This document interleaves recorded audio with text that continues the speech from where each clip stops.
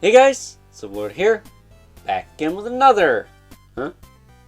Oh. Pay no attention to him. It's just jazz. But today we're going to be taking a look at the Marvel Legends Magic of the Gathering Wave Agent Anti-Venom. Brought to us by the fine folks over at Hasbro, as well as today's sponsor, Tony's Nuts. You know them, you love them, and since it's the holiday season, you can pick up a bag of peppermint flavored Tony's Nuts. If you click the link in the description below, use discount code OVERLORD, save 10% at checkout, and get yourself a bag of peppermint flavored Tony's Nuts. You'll love them, I assure you. So, with that being said, why don't we cut right to the chase and get into the meat and taters of this review and take a look-see at all Agent Anti-Venom has to offer in terms of accessories, because he's actually got quite a slew of accessories to talk about. Boring stuff first, we got a pair of fist hands, as well as a pair of... find the other one. Claw hands. We saw these with the previous Agent Venom figure from the Spider-Man Retro series earlier this year. Also got the same pistol from that figure, which I like to put in the little holster on his hip, just like that. Granted, I'm not fond of the baby blue colors, but beggars can't be choosers, I guess. That said, we also get this contraption. It's the tendrils from the Agent Venoms of years gone by. Starting off with the Walgreens one, and then we saw it again with that Agent Anti-Venom. Bit of a tongue twister there. But as you can see, all these guns, they are removable with the blast effects. And if you want me to remove all this, screw you. Not happening. But this guy does have a peg hole on his back. And you can just simply port this in like so. And there you have it.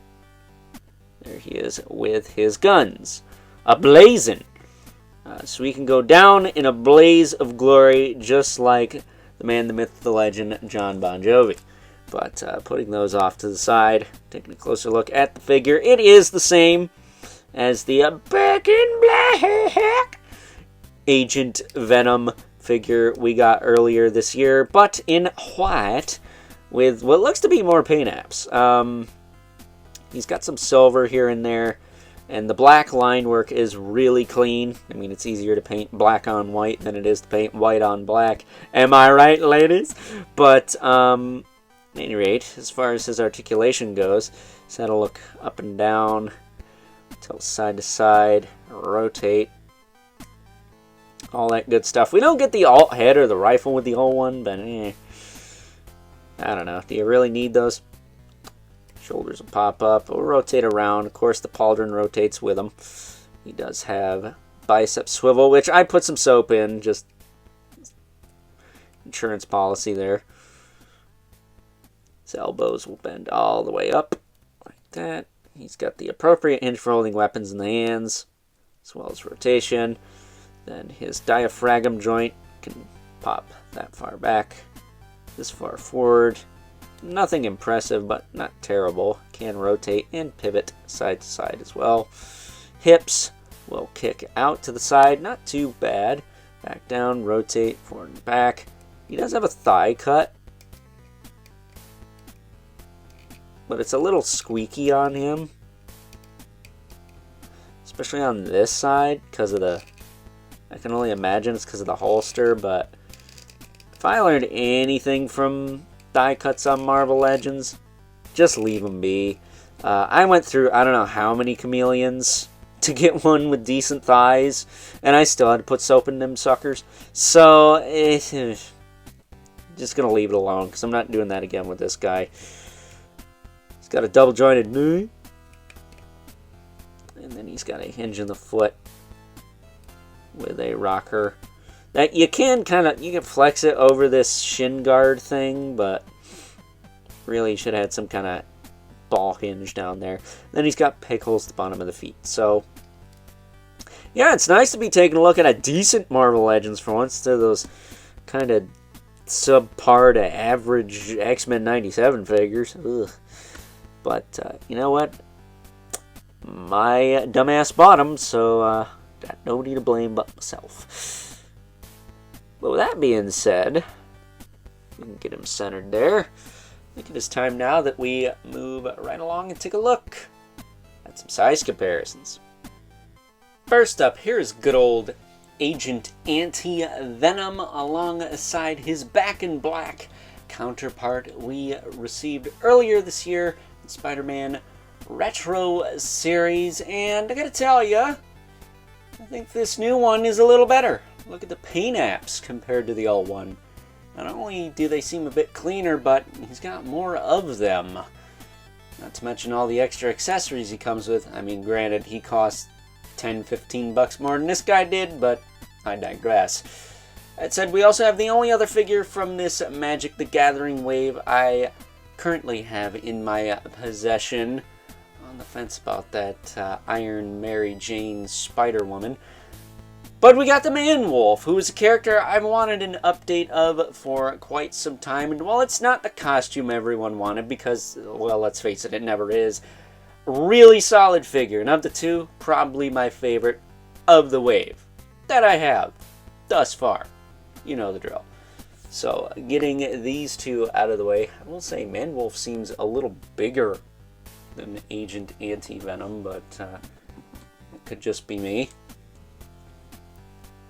Bringing in our two regulars, we got the Mythic Legion's Brother Manibelith and the infamous 11 Spawn, who, as usual, towers over everyone. So, with that being said, it's time now that we wrap things up with some final thoughts.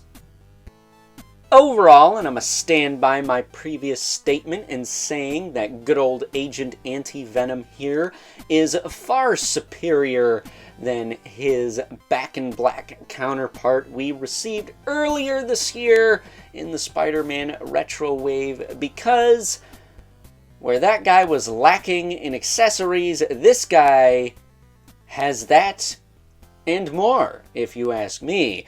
Because not only do we get the tendrils, we get 5 guns, 4 blast effects, and even nicer paint apps. And while we don't get the unmasked head and the rifle we got with the previous Agent Venom, I think this one is just fine without those. So if you're able to get this guy for a heck of a deal because you're able to sell the trading card for almost as much as the figure, then by all means pick it up. You will not be disappointed. However, if you are content with the black version from earlier this year, then stick with that. You don't need this figure in your collection unless you're a completionist or a sucker for symbiotes like me, because at the end of the day, it is just a repaint after all. So, with that being said, hope you guys enjoyed this review, and until next time, I'll catch you guys later.